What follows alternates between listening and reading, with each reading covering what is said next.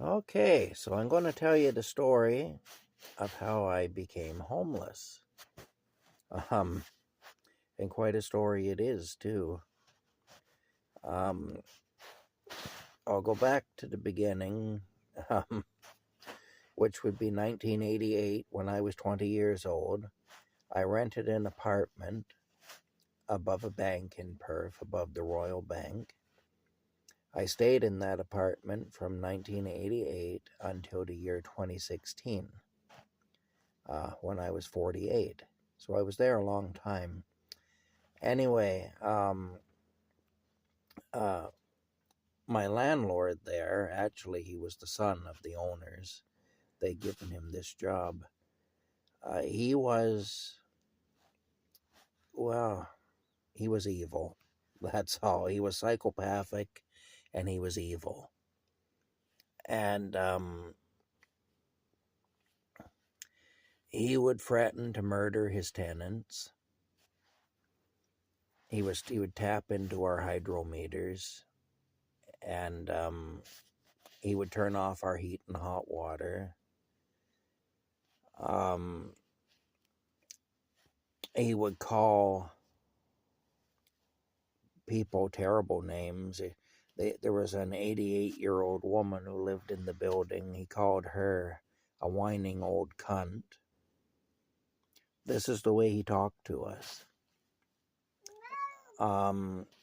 Anyway, there was an issue, I remember, whenever there was a heavy rain, they had illegally somehow funneled the roof drains.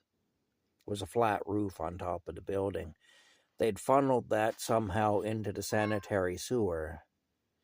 And so what would happen is all the toilets on the second floor would, they just like a geyser, just like Old Faithful. They'd just spew out just in all this dirty sewer water and crap and everything, into the apartment. And then, of course, that would flood the bank downstairs. And the bank was a valued tenant because they had rented the entire downstairs and they were paying big rent. And so they would blame the tenant then, and quite a few tenants actually got thrown out of there because they were blamed for flooding the bank when in fact it was their own defective plumbing and their own illegal plumbing that was causing the issue. Anyway, you can see my breath. It's quite cold in here today. This was how our landlord was anyway. Well, Rocky's been crying. I don't know what's going on with him, but he's been crying. He has been. Hey, what's going on with you, Rocky? I know it's cold. I understand. If it's the cold, I can't really do anything about it. I'm sorry, but I can't really do anything about the cold, sweetheart. Oh, okay. Well, anyway, it ended up, I don't know what's going on with him. It ended up that he's bothered by something. I know that, but I don't know what. It ended up that, oh, there he goes again. This is what he's been doing. He's upset about something. But it's ended up anyway that, our landlord, he'd scream at us. He'd just bellow at us and stuff. He'd be in his apartment. He had an apartment in the building. He'd be in there roaring at the top of his lungs about how he was going to murder everybody. He'd be playing heavy metal rock music at as high as it would go for hours and hours and hours on end. He'd be in there. It sounded like he was banging on a metal table with a hammer. And you'd hear him go, fuck! And then you'd hear bang, and stuff. This is what was going on. You'd hear him roar the F word, and then you'd hear the bang on the table and stuff. He got caught tapping into my hydrometer one time. I had hydro bills of like $800 and $900 a month because he did that. And Ontario Hydro made me pay those bills, even though they knew that he had tapped into my meter. Anyway, when he got caught, of course, then it was at least discontinued. And I came down the stairs the day he got caught, and he was in his apartment. And he heard me coming down the stairs, and he roared at the top of his lungs that he was going to effing kill me. Roared my name, and that he was going to effing kill me, because he was mad that he got caught tapping into my meter. This is the crap that we dealt with, anyway, with this guy. The 88-year-old woman, she was found cowering in her closet by a friend of hers that would come to check on her, because Bentley had been outside her door. Oh, I guess I shouldn't have said the name, but anyway, outside her door. Forget you heard that. This guy was outside her door, whose name may be what I said or may not be. I may have just made that name up. Yeah, what's going on, Rocky? I don't know what's going on with Rocky. I'm concerned about him, though. He's upset about something. Anyway, yeah. But anyway, he was outside her door roaring about how he was going to go for the building and murder everybody. And this is what we dealt with there. A couple of women in the building actually did take him to court, and that's when he was forced to change the plumbing setup, because he tried evicting them because their toilets had overflowed during a heavy rainstorm. And they withheld rent until he repaired the plumbing problem. And they did it legally. They took him to court and everything. They did it legally. And then he was wanting both of them gone, I know. And stuff. It was quite a thing anyway. But this guy, okay, so that's what we dealt with. Well, in 2008, he turned off our heat and hot water. And we had no heat or hot water. I don't know what's going on with him. I have no idea. He's not normally like this. But he turned off our heat and hot water. And by 2010, I was getting pretty fed up, and so was everyone else. And so I went door to door, and I tried organizing a committee to get our heat and hot water turned back on. I figured there's strength in numbers. You know, if we all go to him and we say, look, this is not right, you have to do something. He can't, because what he was doing with me is he was gaslighting me. The radiators were ice cold, but he was telling me that there was plenty of heat coming out of them. But there wasn't. They were ice cold. You could put your hand on them and it did actually make your hand cold. That's how cold these radiators were in our apartments. Anyway, in his apartment, he was running a bunch of space heaters. When, you know, that was around the time he had tapped into my meter, too. So, basically, I was paying to run his space heaters is what was happening. But, anyway, it ended up, when I went around and knocked on doors, see, he was protected by the local police, too, and everybody was scared of him because he was crazy, and he was dangerous, and he was protected by the police. You know, if you went against him, then you'd be harassed by the Perth police. And so, you know, his own brother warned me. His own brother told me, if he does anything to you, he will get away with it. But if you do anything to him, you will go to prison for a very long time. His own brother told me that. You know. Well, it ended up, anyway, that everybody was scared of him. Nobody would go against him.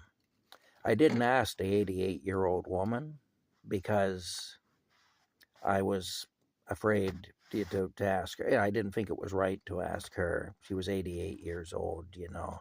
She shouldn't have to deal with all that drama. at her age. The woman was a concentration camp survivor. She had actually been in a concentration camp during World War II and survived that, and then ended up cowering in a closet because the psychopathic landlord was outside threatening to murder everybody. You know. Anyway, it ended up that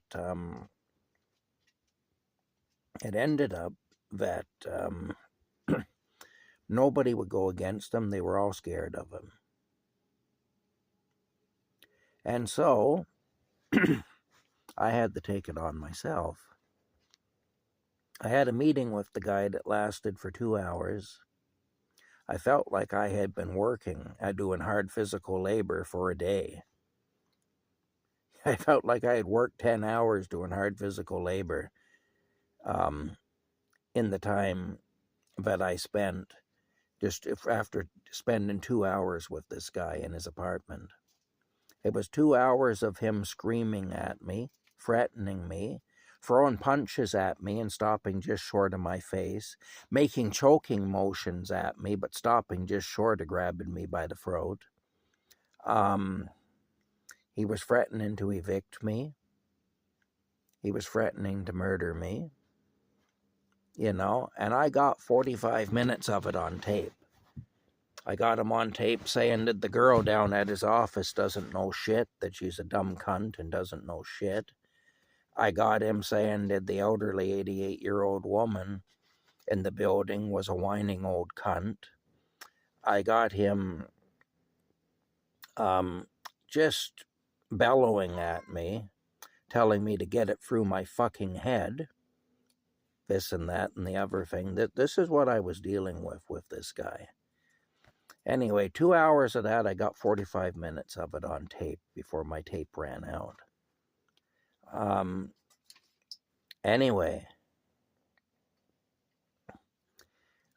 it ended up that the heat did get turned back on, but we still didn't have hot water.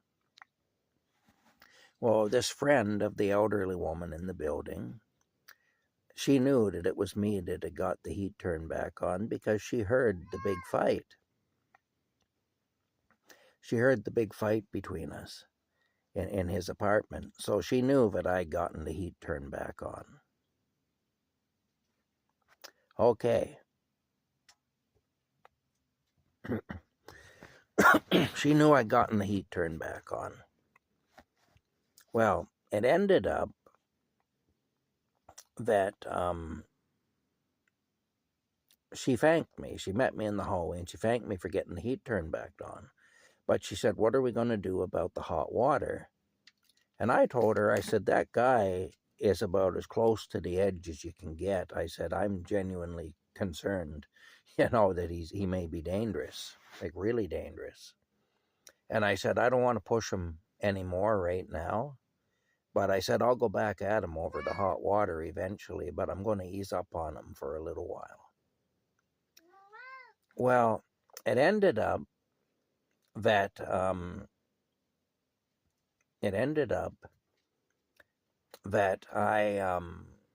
told her, though, I said, what you could do is, because I said, she has a nurse coming in. I don't know what's going on with him. She's got a nurse coming in, and the nurse is unable to do her job because you can't put an elderly woman into a tub of cold water in an unheated room in the wintertime, obviously. And so the nurse has been unable to do her job. I said the nurse wouldn't be coming in if the doctor hadn't said that it was necessary. So I said the thing to do would be to go to her doctor and let her doctor know about the conditions in this building. Because I said they won't listen to you or I because we're nobodies, but they'll listen to a doctor. So she said that she thought that was a great idea. Anyway, because of that, we got our hot water turned back on. But of course, my landlord then really hated me. He despised me. And he started spreading rumors around the building because it came back to me. Because I had people scolding me. I had people saying, why aren't you paying your rent? Like, like that, you're going to get evicted. Why don't you just pay your rent? And I'm saying I do pay my rent. Well, no, that's not what we're hearing. He spread rumors that I was a homosexual. He spread that all through the building, which isn't true. I'm not a homosexual. I have terrible relations with women. Obviously, my relationship with women isn't great, but I'm not a homosexual. I'm physically attracted to women. It's just that they have never been attracted to me, and they've never particularly liked me, and they say that I'm creepy and all that. But, I mean, I'm not a homosexual. I'm not attracted to men. So, but that was one rumor he spread. That came back to me. And the other rumor was that I wasn't paying my rent. And he actually was saying the same thing about the one of the women that had gone against him over the plumbing. He'd spread rumors about her too, that she wasn't paying her rent and stuff, which wasn't true. She had legally withheld her rent during the dispute, but then she did pay it once the dispute was settled. And but he tried to say that she was never paying her rent too, Anyway, it ended up that I don't think he called her a lesbian though, but still he did do the other thing. He spread rumors about me though, that I was homosexual and that I wasn't paying my rent. And so this was going all through the building, and it was coming back to me. And I had some of my fellow tenants saying, well, just pay your rent, basically, and telling me that he was saying that I was homosexual and that I wasn't paying my rent. Anyway, that was in 2010 that all that happened then, that I had the big fight with him and got our heat and hot water turned back on after 2 years. It was all turned off in the fall of 2008, and it was like in December of 2010 that it finally got turned back on. But then, of course, he had a hate on for me. So there was that. So it ended up, what are you doing, Rocky? I don't know what's going on with Rocky, but he's not happy. Yeah, I know. You're having a bad day, aren't you? I understand. Well, I don't really understand because I don't know exactly what's going on, but I get that you're having a bad day. I do. Yeah, hey, you're a good boy. I'm sorry you're having a bad day. I'm sorry things aren't working out very well for you today, sweetie. I am. Yeah, I don't like to see my friends hurting. And it would seem that you're having some difficulties. So I feel bad about that, I do. And I wish I could help you, but I don't know exactly what the problem is. And I know you're trying to tell me, but I'm just not understanding is all. But I know you're trying to tell me, and I wish I understood. And if I do figure it out, I'll do everything I can to help you, okay? Wait a minute, here we go. Okay, let me move that out of your way. That'll make you a little happier. There you go. Hey. Yeah, it's all right. It's tough going being a cat sometimes, eh? It is. It's not easy. Anyway, the writing was on the wall for me. I knew I wasn't welcome in that building and that I was going to have to leave at some point. A bunch of other stuff happened too. It was bad. It was really bad, the stuff that went on. But anyway, it ended up that, hey, you're a good boy. I'm sorry you're having a rough time, sweetheart.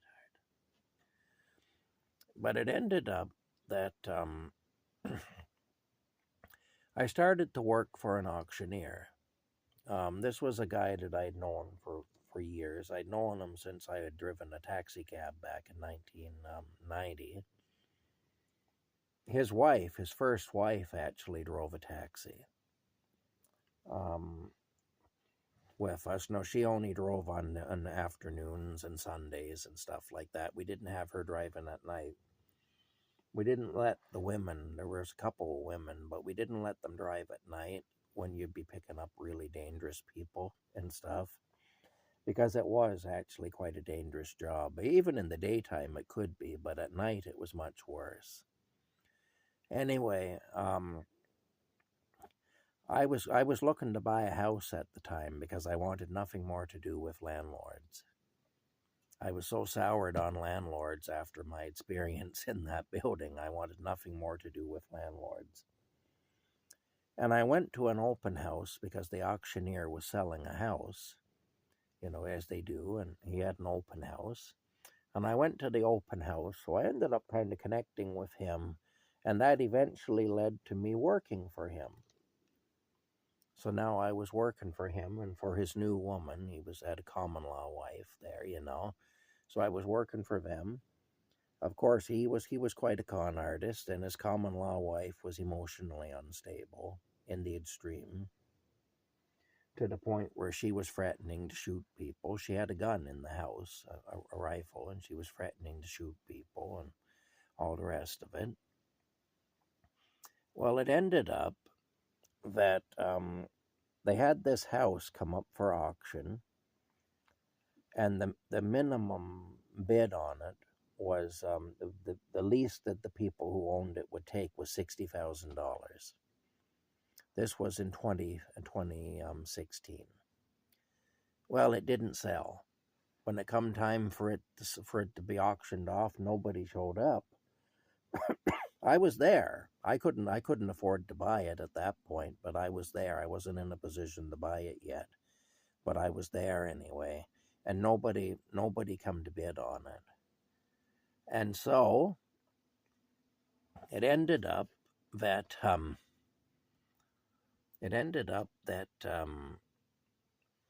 I went home. There were a couple of ladies actually stopped in, a mother and daughter, and I guess they were trying to make a deal to buy it, but they weren't able to come up with the money. The most they could come up with was $30,000, and the owners weren't willing to take $30,000 for it.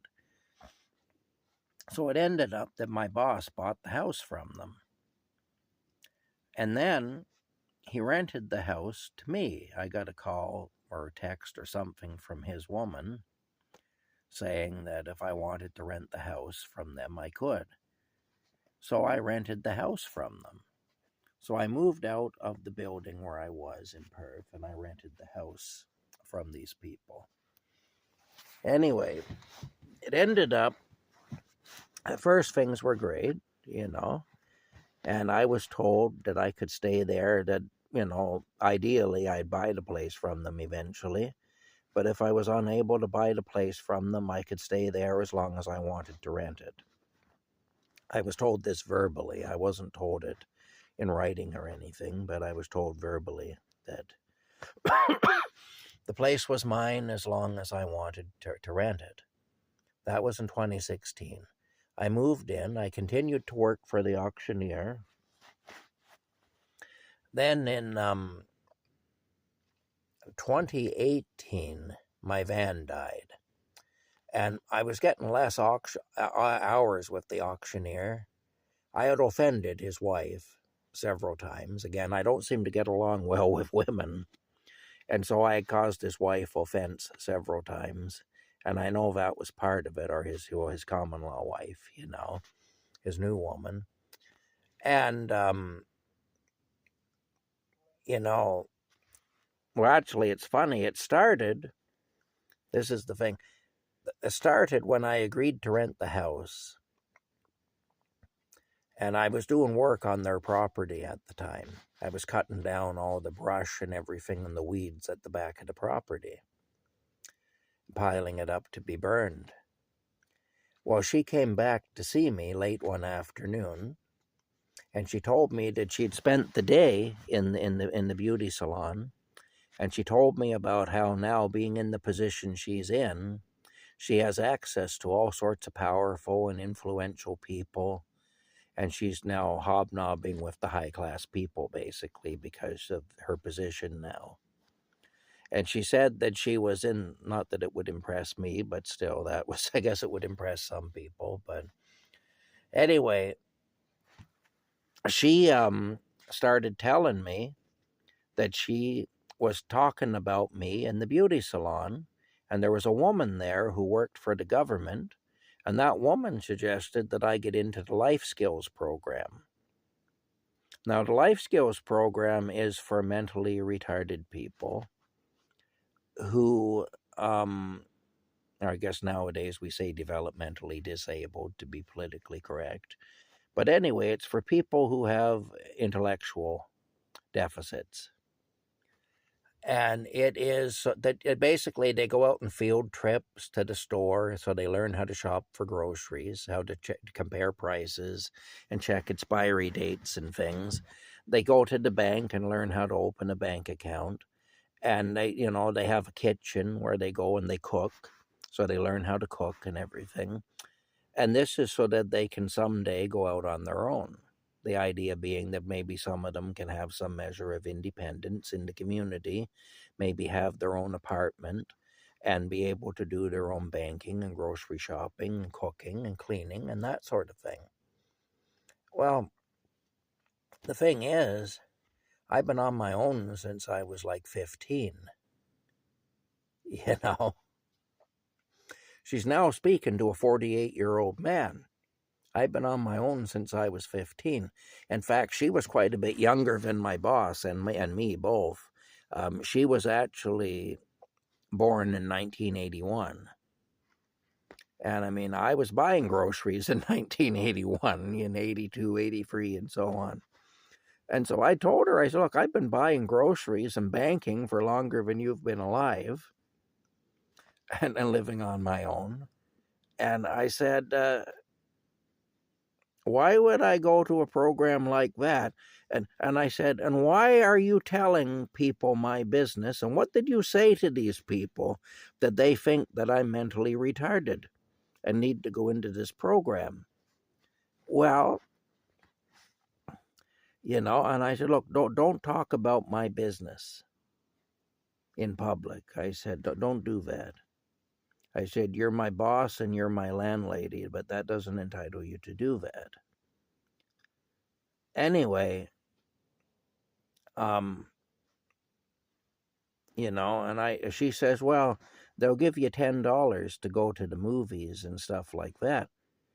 And I said, fuck that. I said, look, I'm here, I'm earning my money. I said, I'm a grown man. I'm not a 10-year-old kid that you pat on the head and give a $10 bill and say, okay, Skippy, go to the movies or whatever. I said, what are you doing?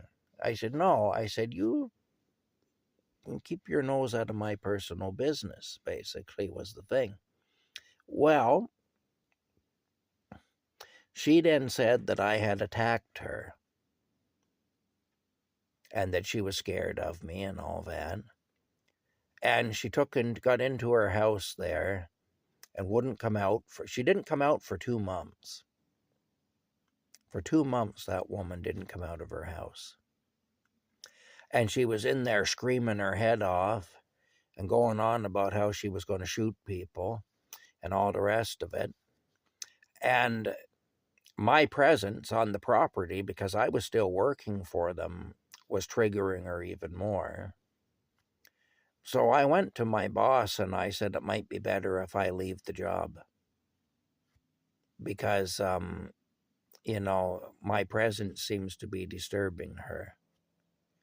And so I did. I actually quit the job. He said he agreed. He said that would make things easier. So I quit the job. So now I lost that income. Plus, she had said we're not renting to that asshole. So now, and I had already given my notice. And of course, my landlord in Perth was happy to see me go because he hated my guts. So, because I'd gone against him and forced him to turn our services back on. And so he wasn't about to accept any rescinding of my notice to vacate. So now I was less than 2 months away from being homeless. Now, I had been told when I agreed to rent the house that I could start moving in there as of August. Now, my official move-in date wasn't until October. but I could move in there as of August. And I could move in. I could start moving my stuff in. I couldn't move in, but I could start moving things over there so that the move would go fairly smoothly, and it'd just be a gradual thing of bringing things over to the house. For 2 months I would have. Well, I ended up 2 weeks from being homeless. And what I did is I actually went to the legal clinic and I spoke to a lawyer there, or I tried to see if there was some way I could force my landlord to allow me to rescind my notice to vacate. And the lawyer refused to help me because he was a friend of my landlord's, and he knew who I was. And he said, "You should learn. You shouldn't have pissed him off like you did, and you should learn to show respect for your betters. And you had no business going against him like he did, even if he did turn off your services that you were paying for, because he's your better. And you need to learn to respect your betters." And then he physically took a hold of me and threw me out of the building. So that's the amount of help I got. Well, at that point, I was totally devastated. I went home, and I remember I still had a home, to my apartment. And I remember I got in there and I said a prayer. And basically I said, "Look, everything I try to do makes it worse. I don't seem to be able to do this on my own. So I said, please, God, intervene in this situation." And I said, "Whatever you decide to do will be your will. I know that, and I'll accept it. But please intervene somehow." Well, I'm saying this prayer. Half an hour after I said this prayer, I just left it with God because I couldn't do anything. Half an hour after I said the prayer, I get a message from my former boss, the auctioneer. And he says, "We've been talking about you for the last half hour." So they started the conversation when I said this prayer. And he said, "We want you to rent the house and we want you to come back to work." And so I did. I rented the house from them. I came back to work. Now I had 2 weeks to move. That was an ordeal. It really was, but I managed to do it anyway. And my boss slash landlord actually even helped me to do it with a cube van and a couple of guys that also worked for him. We for an afternoon at least, they helped me move the heavier stuff. But it was still an ordeal. But I managed to get moved out anyway, just in time. In fact, I think I was an hour past when I should have been out of there, out of the Royal Bank building. But it ended up that I moved into the house then. That I've shown you the house in other videos where I used to live. That was in 2016. Well, then, of course, over time, relations between myself and the auctioneer broke down, especially because I had offended his wife repeatedly.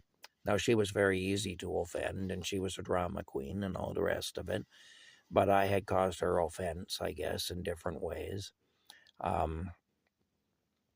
I know she loved the police, and she didn't like that I didn't love the police. That was part of it.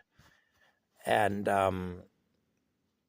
basically, if you weren't in agreement with her on every little thing, then you were being offensive. That's how it was with her. And of course, there were a lot of things I didn't agree with her about. And it affected my employment, though, because then I was getting fewer hours and all that. So I started a little business cleaning up properties. And I was doing really well.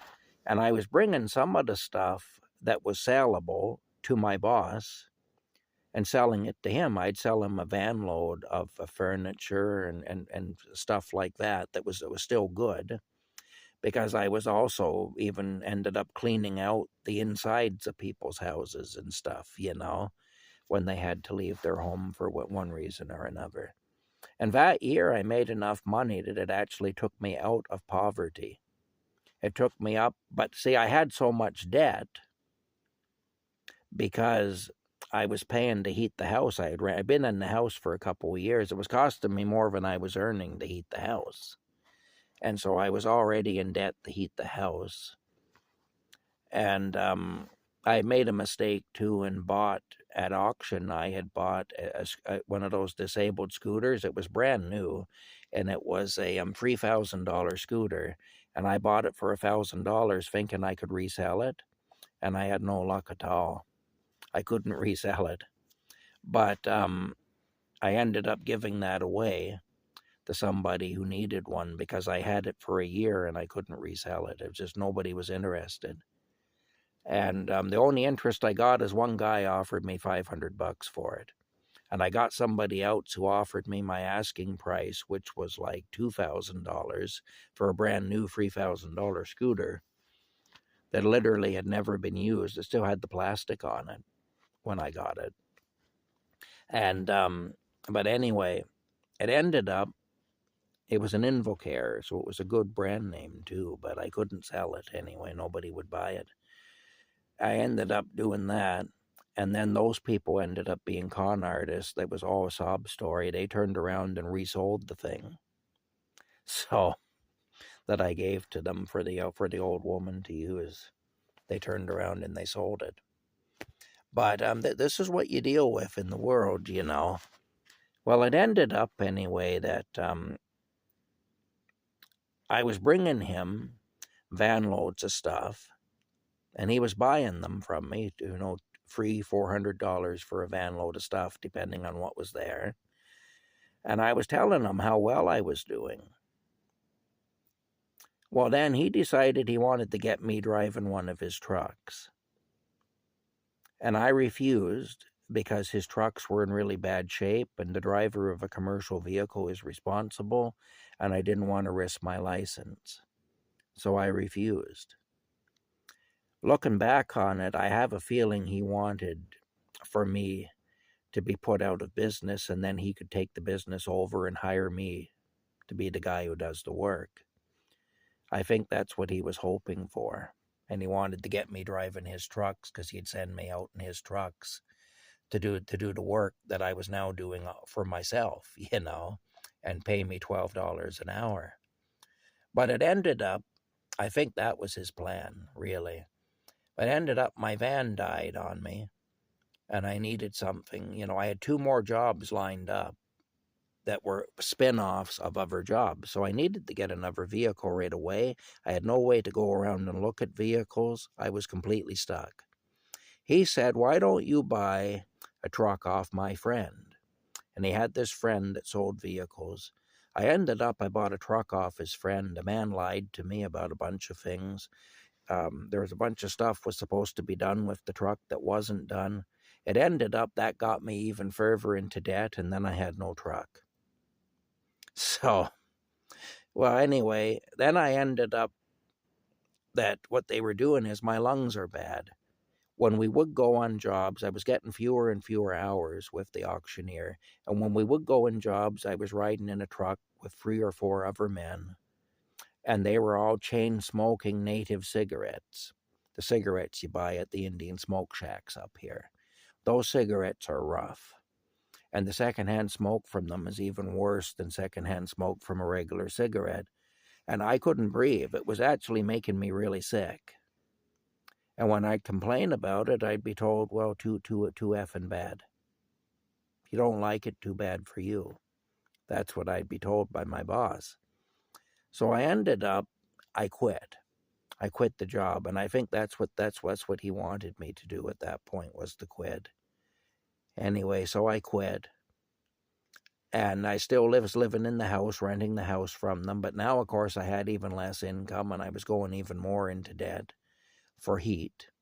And of course, our government was raising the price of heat by putting carbon tax on it and all that business, on fuel and stuff. So there was that. So now I had no vehicle. I had lost the business I was building up, and was in this rental house that I couldn't afford to heat. That's quite across the screen there. It's quite a thing. Anyway, I ended up in a rental house I couldn't afford to heat. And I ended up putting my heat and everything on credit. Well, then they decided they were going to sell all their properties around here, including my house. So I got a message from the landlady, from his woman, telling me, you better buy the house or you're going to be out. Well, I couldn't afford to buy the house. I was in so much financial trouble at that point that I just couldn't afford to buy the house. So it ended because I was unemployed. I was putting heat on credit. Plus, I'd gone into debt over this truck that I bought from his friend that I couldn't keep because it was a complete wreck. So it ended up that they wanted to sell the house.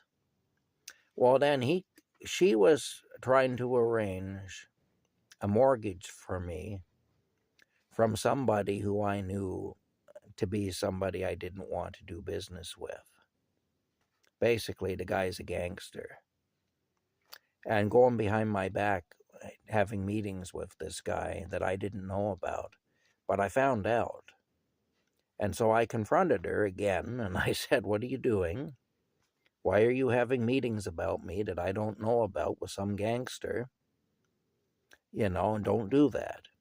So then she made a big thing up about how I was ungrateful and I was this and I was that, and anyway, it was craziness. But anyway, they sold the house to the guy that they were trying to get me to take a mortgage with. So he now became the new owner. And my landlord came to me and he said, I practically gave the guy the house in order to get him to agree that you could stay on as a tenant.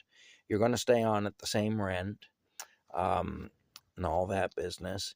He doesn't take over until December of next year. Well, that was a lie. It turned out he took over in May of the next year. And all this business. It was all lies anyway.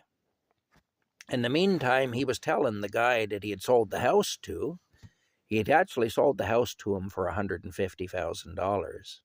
So he didn't practically give it to him. And he was telling him that as soon as it went into his name, I would buy it from him, which was also a lie. Now, this guy, as much as I didn't want to have a mortgage with him, and like I said, I'm actually a friend of his brother and his brother's wife, and he played a dirty trick on them that ended up adding hundreds of thousands of dollars to their debt when they got a mortgage from him. So if you do that to his own family, why wouldn't he do it to me? And I knew this. Anyway, it ended up, but still, he was lied to and I was lied to too, so there was no animosity between myself and him as far as what had happened. But he called me up the day after he took possession of the house, and he says, let's get the house into your name. And I told him that's not going to happen. And we compared notes as far as what was said. And we were both lied to big time anyway. So he put the house on the market, and I ended up out. Now, in exchange for not giving him a hard time, he gave me $1,000 in cash when I left, and he agreed not to charge me any rent as long as I was still there, and that I could stay there until the place was sold. And so I was there for 3 months, rent-free, and I also got $1,000 in cash. Well, I could have caused him a lot of trouble, I know that, but in the end, it would have been a lot of drama and everything, and I was so done with it that I was just like, yeah, I'm not doing this, So it ended up that, like I say, and what happened really wasn't his fault. He was lied to, too. We both were lied to. So my issue wasn't with him. But it ended up that the house was sold. I had to get out. I had to get out at the last day of July, July 30th or 31st, whichever it was, 2021. And so I went and I camped in the woods behind Walmart in a tent. I had a bear coming around. I had a lot of bad stuff happen. And of course, it was nerve-wracking because I was always expecting somebody to come back there and put me out of there. And so I had all these experiences anyway, doing that. And then a friend of mine, who I knew through the auctions actually, he invited me to come and stay here on the family property, which is where I've been since August of 2021, since about mid to late August of 2021. I have to leave here now, really, because his brother is not happy that I'm here, and it's a bad situation. And so his brother's been unhappy with me being here right from the start. And so it's a bad situation, and it could end up even becoming a violent situation. The guy's volatile. He may come after me physically. If he does, I'm going to defend myself any way I can. And it's, I don't want it to get to that point. So I'm going to leave here before that happens, because I can see how that is going to happen if I stay here. So anyway, bottom line is this. I am going to have to leave here. But that's my story. That's how I ended up in the situation I'm in anyway. I trusted people I shouldn't have. I went against my betters, as the lawyer said. The funny thing is, the same lawyer that told me that I needed to not go against my betters, that's the lawyer that's advising the brother here and telling the brother that I'm going to invoke squatters' rights and that I'm going to take the land away from him, which I wouldn't do even if I could, and squatters' rights were done away with in Canada anyway 40 years ago. So it isn't even a thing anymore, but this lawyer's telling him it is. So, yeah, stirring the pot basically is what's happening. A lot of pot stirring going on there. Because this lawyer has decided that he's my enemy because I went against his sadistic psychopath friend who had turned our heat and hot water off for 2 years. After I endured decades, literally decades of abuse from this guy, of threats and degrading, being talked to like I'm a piece of shit and everything else. After I had endured all that, I was told that I had gone against my betters, and I needed to learn not to do that, and that I was basically a scumbag for doing that. This same lawyer now was involved in this situation, stirring the pot, telling this man here that this brother of my friend who allowed me to camp here, that I'm going to steal their land from them, and that I could legally do that, both of which are false.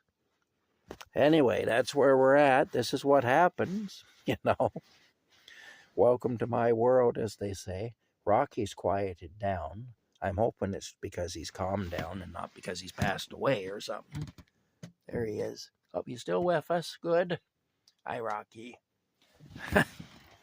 Holy smokes, I wondered when he quieted down like that. I thought, I hope he hasn't died or something, but he's still with us, which is really good. I'm genuinely relieved about that. It did kind of cross my mind there, I'll tell you. Anyway, I think he's all right now. I hope he's all right anyway. He's on his heated pad there. I think maybe he was upset because he was cold. And he's on his heating pad there now in his box anyway, so hopefully he'll be okay. It is quite cold in here though. You can see. I may have to complain to the landlord. I don't know. Well, no, I'm here by their good graces. They're not charging me a cent to be here, so. And it has caused some friction within their family, my being here too, so. Like I say, it's just time to move on. I've been here long enough, and it's time to move on, that's all. All right, that's it. We'll talk to you later.